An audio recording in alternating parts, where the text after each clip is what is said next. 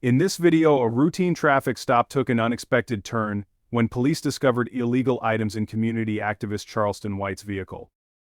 How you doing, sir? What's going on, man? No, man. I'm Officer Becerra there in police department. Yes, the reason you've been stopped, sir, was ran your tags and shows no insurance. Oh, man. Yeah, do you got insurance and a driver's license, please? Oh, man, I just rushed out of the house.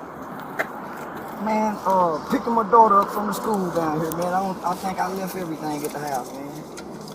Even a driver's license? Man, I just got dressed, man, tying my shoes up, dropping one kid off at school. Hold on, man. Yeah, I got it.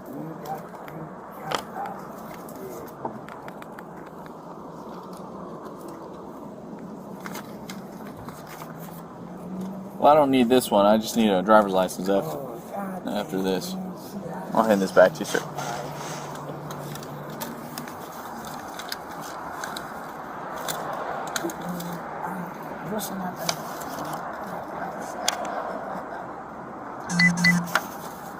I ain't got it on me. Do you have an ID or anything with you? You want my license numbers? Charleston, first name? Yeah, Charleston Jamal. Shoot, I rushed out the house, dropping CJ off, and left my wallet. Yeah, goddamn. And I had, matter of fact, man, shoot, I had the new ID on me. What's it? Hey, when did you say it expired? It doesn't have anything on the computer at all. So this is a valid policy, right? Old American? It should be, man. Yeah. Okay. Yeah, it should be. All right, man. I'll give them a call. If they say it's good, then I'm good. Okay. If they say it's not good, then it's gonna be a ticket. Man, God.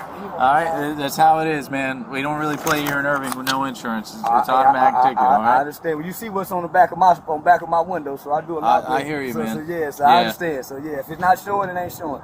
Baby, Okay. did you pay it? Baby. She changed credit card, so go on and run it. So are you saying it's not valid? Not valid. She just said she changed credit card. Okay. All right, man. Do you have any outstanding warrants? I'm assuming not, right? No, I ain't got You ever been arrested for anything? Yeah, man. Shoots, man, aggravated assault with a deadly weapon. When was that? Man, that was, got into it with some gang members, man. A community activist came down into the neighborhood after making some threats, pointed a gun at him, man. So, getting to leave the property, they went back and called the police on me. So I haven't been indicted yet, so. Okay, well, all right, man. Hopefully it works out for you, okay, dude? Yes, sir. What about drug use? Nah, no drug use. No drug use? Not even marijuana? Yeah, I smoke marijuana. You ever smoke in the car? Last night. Last night? Yeah, last night. You know if there's anything in there right now? So don't dig, dude. I'm just asking. That little guy? Yeah, That's it? That's it, man. That's all you have? That's all I got, man. All right, man. Fair enough. Let me check on a few things, and I'll be right back with you, okay? That's a good driver's license number, right? Yes, sir. And it's going to come back to that address? Yes, sir. All right, bud. Give me 1 sec. I'll be right back with you.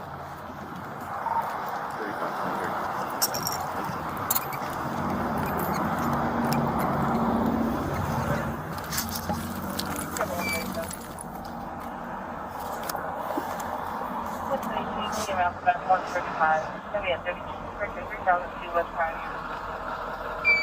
So, dude, smell like a little bit of weed, a lot of air freshener. I figured I'd ask. He says he's been arrested for ag assault with deadly weapon, Fort Worth. He's still under charges for that. So just FYI. You don't know you're here, but he knows I'm here. Not much, man. What's Mr. up? White had a little bit of weed in there. He said he's been arrested for ag assault with deadly weapon. He's still facing the charges. So we'll get him out in a sec. And Okay. search the car. Just trying to run this vehicle. Cool.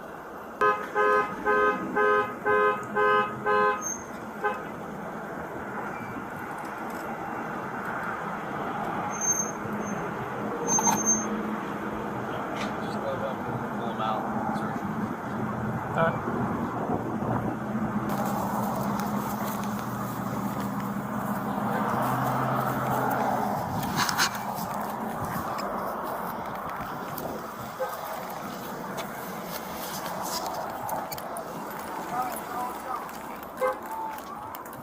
Hold on, you got to call Sean. I just got pulled over by the police.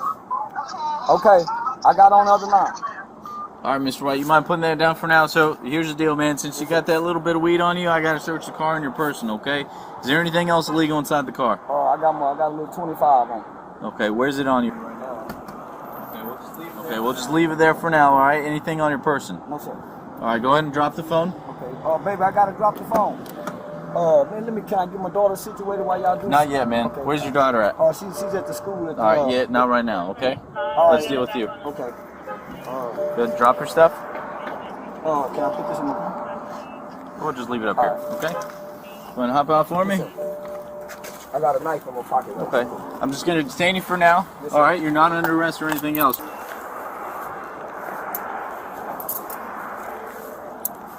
Just his pocket knife? Yes, sir. Okay. Anything hold else on on to you, it, buddy? okay? No, sir. That's it. Can of mace. 35. Can you 10-9, please? You said a can of mace? Yes, sir. Where's that mace at?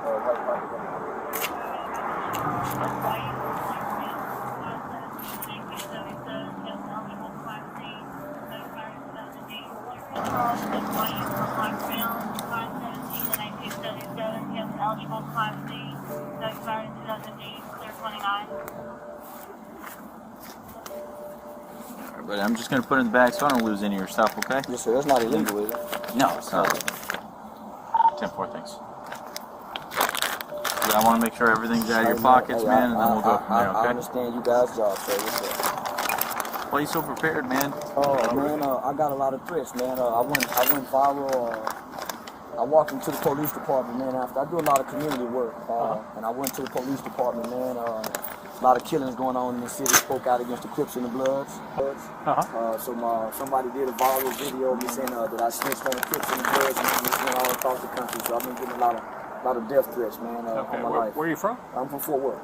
Okay. And my daughter goes to school right up here at the school up here, man. Okay. So I'm just coming to pick her up. Just dropped my son off at work. I run a community center out there in Fort Worth called High Youth Outreach. So I do a lot of work in the community, man, stand against a lot of gang violence. So I get a lot of threats upon my life. So That's good, man. I've got over 100 threats, man, over the last. I just had to go to the police department and make some threats. So against the Harvey Street Crips, the Fort Trey Gangster Crips, the Piru Bloods. So.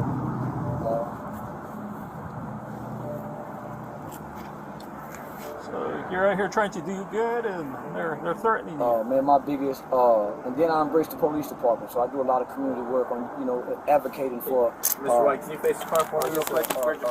Advocating for, better relationship with us with the police department, man. And so my message is, my greatest threat when I walk out of this door isn't a police officer that's looking to do me any harm. It's not a Klansman. It's another black guy that looks like me. So I speak out against the black-on-black violence. Can you join my partner Oh, back no there? problem. Yeah, just grab a seat right there, man, if you want. Yeah, man. So of course I get called a coon. I get called a sellout. So if you let me show you on my phone, man, I can show you. I got, man. It's over 500,000 views, man, of me saying I'm tired of the gang violence. They're giving the kids drugs. They're giving kids guns. So man, my life's in danger. What's this on? 35 inch, yes.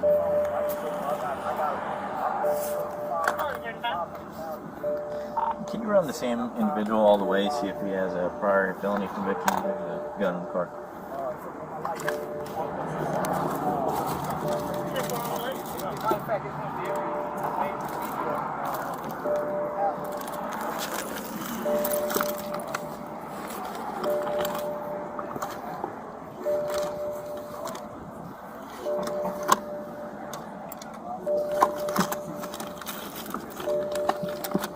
Man, it's all over social media, man. My face blasted, mom's worthy, kids worthy.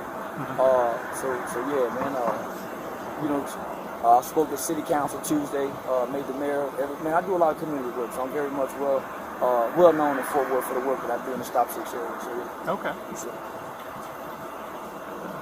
I hear that's a rough area over there. Man. Man, that's 76105 zip code. Yes, sir. It's one of the rough in Fort Worth. So is that where you're originally from? Yes, sir. Yeah. Born and raised. Born and raised. Used to be a troubled kid myself. Okay. God allowed me to make some bad shit decisions and choices in life, man. Ended up in the Texas Juvenile Justice Department. Spent most of my teenage life there. Got out at 1998, haven't been back to prison. It wasn't until I started having children that I started wanting to do something different in life. Never been raised by a man, never been spanked by a man, never been disciplined by a man. I didn't first get a hug from a man until I landed in juvie hall. So at times as a kid, going to juvie hall was okay, man, because I found a father. Got out, man. My oldest brother, he served a 99-year prison sentence for murder.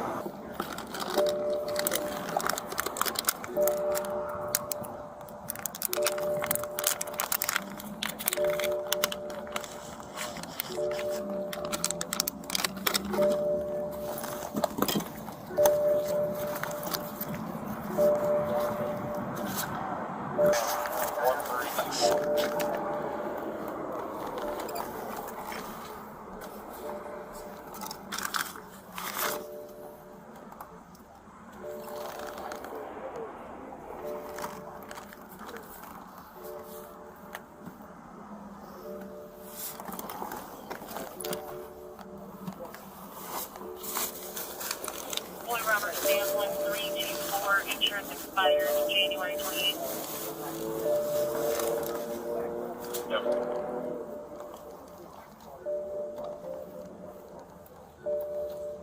I had a loving mom, retired from General Motors, man, God-fearing, but that lack of father. Growing up in the black culture, you grew up believing that going to prison is a part of manhood. You watch dad go, you watch your uncles go, you spend a night over your buddies' houses, their dad's in prison. Nobody's coming back saying anything bad about prison. Nobody. You turn on the television, you see it, it's glorified in the videos, you put on your headphones, it's propagated in the music. So with that young and impressionable mind, you grew up thinking that's the life. So I went in this institution, man, never had been exposed to the gangs. Got into the institution and said, man, this gang shit is everything I'm looking for. So I joined the gang, started writing home, telling mom, I don't believe in Jesus no more. Took on that gang culture mindset. Thought we was hardcore. But as I got older, I realized, man, we were just hurt kids.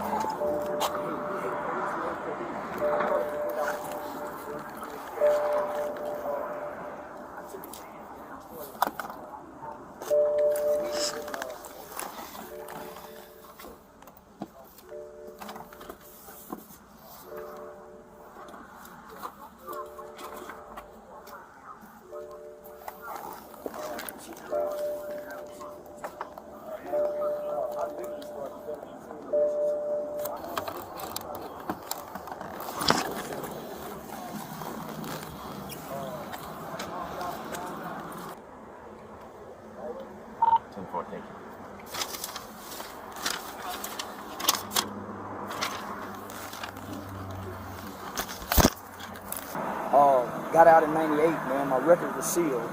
Don't have any felony convictions. But when I came back to my community, the African American culture is negative, right? Everything that we get is negative. The rap music, Master P had just dropped Ghetto Dope, taught you how to cook crack from step 1 to step 10.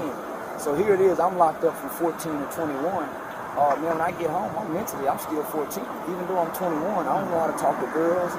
So I spent most of my 20s trying to find an identity, hanging out with this guys, hanging out with this guys, hanging out with this neighborhood, just trying to find an identity. And through fatherhood is where I found my identity. Through fatherhood is where I found identity. So how many kids you got? I got 2. I got a 16-year-old son and a 12-year-old daughter. Okay. Their mom just went to jail. They live out here in Irving. Their mom just went to jail, man. I think she was on the run for a couple of years for probation violation. So I got custody of the kids, married. So finish my story, right? Went to pre-law school, went to Texas Western pre-law school, man. And just had a vision to work with children. Many of my buddies that I went to school with, man, got locked up at 13, 14, 15. 13, 14, 15. And ended up doing 19, 20 years. So I started a youth organization. It's called Hype About Hype Youth Outreach. We started going back into the juvenile systems, going into the schools, working with the probation department. There was an incident that happened in Fort Worth where a woman by the name of Jackie Craig, son, she was arrested for calling the police to grab the son by the neck. That is where I learned to embrace the police department, rather than aligning with the African American community with the hate. We hate police, we hate police. I thought it was a great opportunity, man, for us to bridge the gap. So I took a chance, man. I started meeting with, at the time was the president of the Police Officers Association, a guy by the Rick Van Houten. I met with him. Chief Joel Fitzgerald was the chief at the time. I started developing relationships with Deputy Chief Hauser, Chief Krause, who's now the chief at the time. I literally started developing genuine relationships with them. So I embraced when they brought the procedural justice to the city. So I sat one time in a meeting and I heard our department. 1 second, Mr. White. Yes, sir. I heard our department explain what procedural justice was to the African. I heard all the pastors, man, they was rejecting that shit. So I'm saying, man, they're supposed to be Christ-like, man. It didn't sit right. So, man, I stood up and my mother pastor was in there and I said, say, man, all of y'all complaining, but excuse my language. I said, man, we don't see none of y'all niggas in our neighborhood. All y'all don't speak out against the gang violence, the black, we don't see none of that, but all of our mothers. So I was shunned by my community.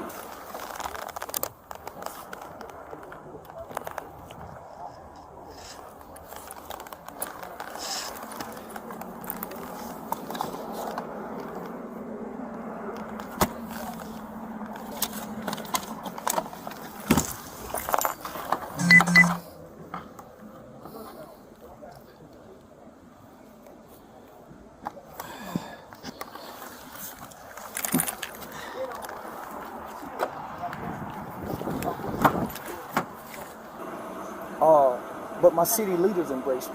I'm a young emerging leader. I'm radical at times. I curse. I use the N-word with my people. But I wake up every day to feed children, to right a wrong that I've done.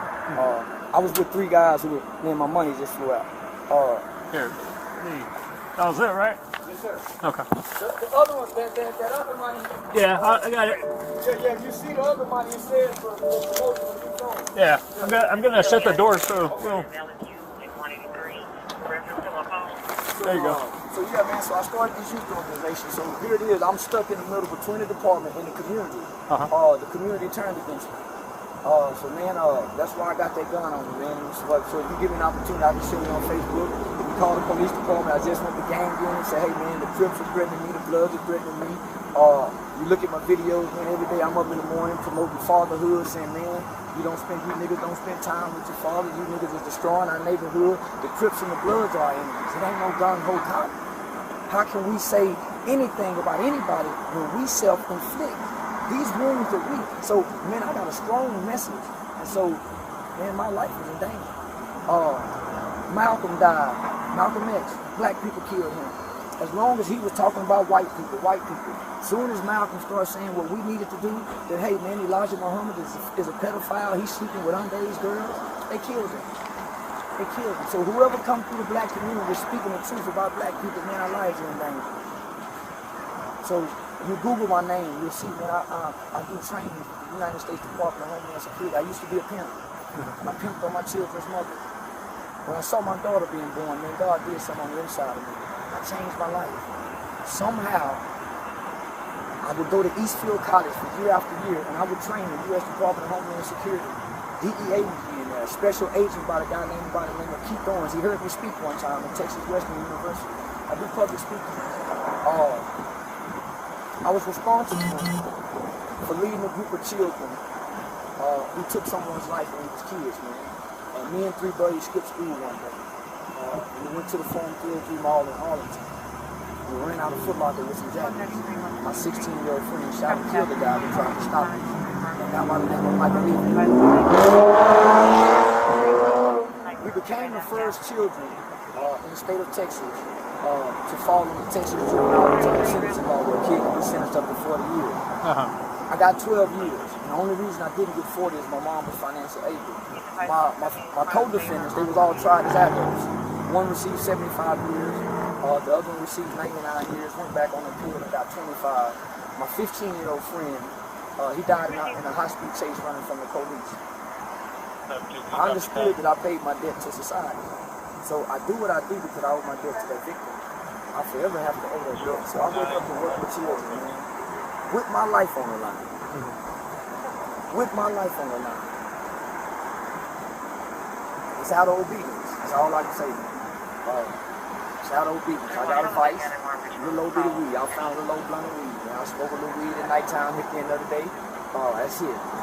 Get my kids, pick my daughter up, I'll pick her up, we picking the son off of work, we go home with the wife. I'm just passing through y'all city to get my baby girl, man. Yeah, so you still currently live in Fort Worth? Yeah, man, born and raised. Yeah, Oh, okay. No, I ain't going nowhere, man. So why do your kids come to school here? Their mom live out here. Oh, okay. Yeah, their mom live out here. We've been divorced for about 10 years now, man. So, mom got an abusive relationship. I got full custody of my son.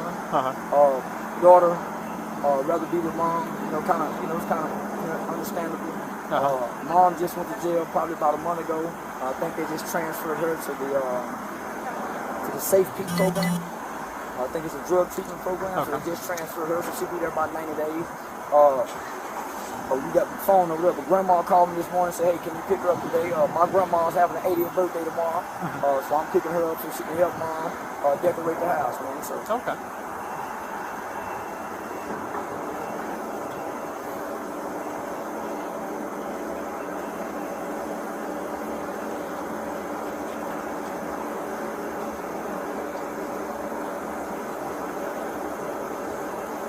No, I mean, y'all see me every morning. I come through here every morning. Y'all see y'all blow at them. Crossing guards blow at them.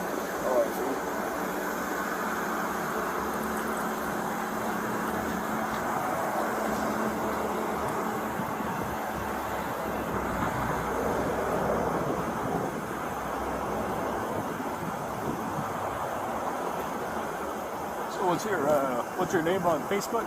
Charleston White? Charleston White? Yeah.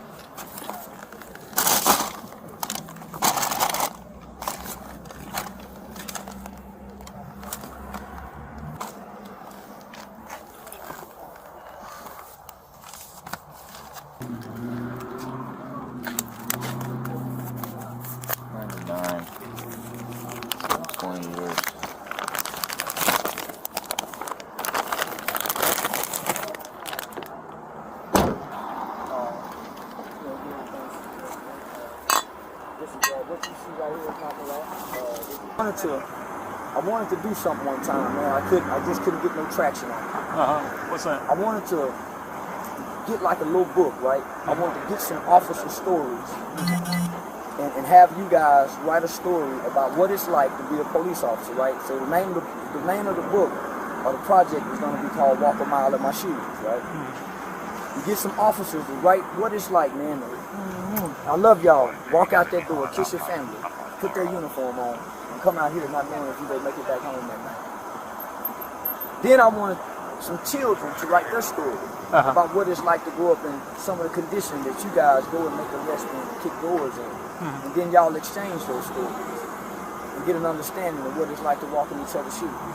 I wanted to do that, man, to humanize.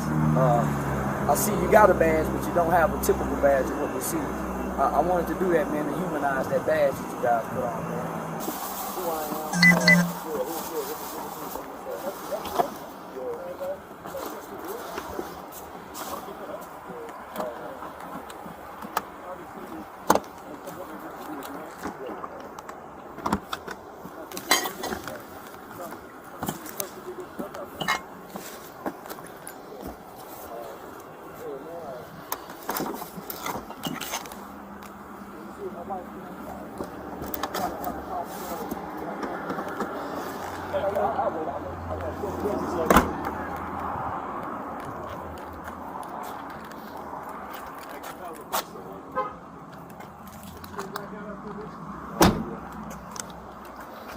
All right, bud, I'm going to hold on to this for a sec, okay? Yes, sir.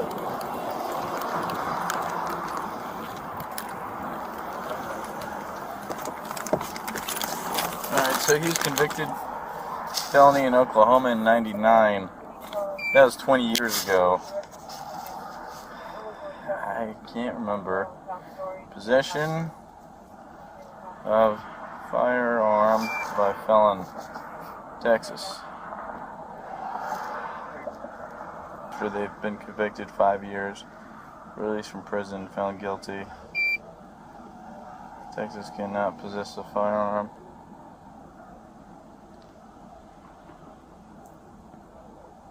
Once the 5-year period possession is expired, felon can possess a firearm only where that person lives. I'm talking about I just got jumped fresh out the shower, been laying down, wash clean the shoes, put this on, man, drop my son off at work, man, I'm getting clean. Don't know if I'm gonna want to wear the jacket, put the jacket on. I said, man, this jacket don't look pretty, so yeah. Friday, sun shining. Yeah, man, pick baby girl up. We stopped, grab us a bite to eat. Yeah, next thing I gotta know the lights is. It's different. Freeze, don't move. We don't run and get shot. We don't reach. We don't pull our pants up. So, Mr. White, you said you've been talking about all these other gang members, right? That's why they're targeting you, yes, and you're sir. keeping all these weapons, the shiv, the mace, the gun. Do you have any, I don't know, man, proof please of that? take my handcuffs off. I can show y'all. Just telling him. Let me show you. I went on World Star. I'm on World for it. Star. What's That's the the World Star? biggest internet.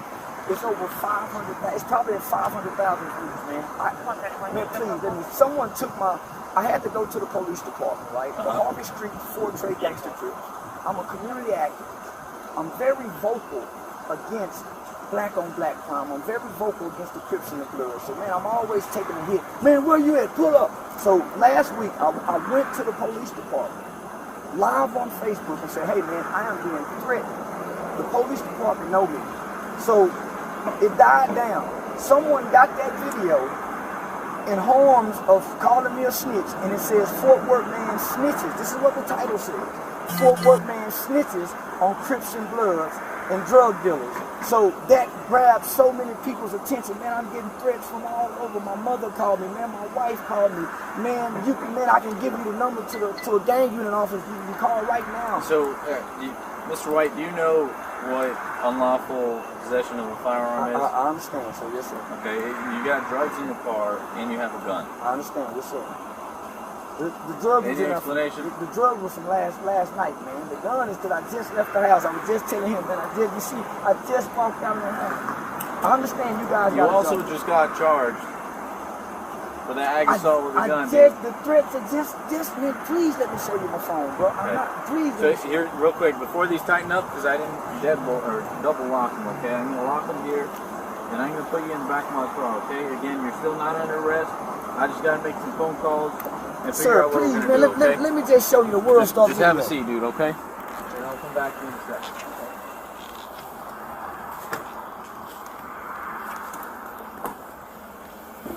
Man, please let me show you the video. I'll hear you, buddy. 1 second. The footage showed White being pulled over for expired tags and no insurance. During questioning, he admitted to having marijuana and a firearm in the car. White explained he was a community activist who received death threats for speaking out against gang violence, which is why he carried weapons for protection. However, it was revealed that White had a prior felony conviction, making his possession of a firearm illegal. Despite his good intentions and community work, he found himself in serious legal trouble. This situation highlights the importance of knowing and following the law, even when facing difficult circumstances.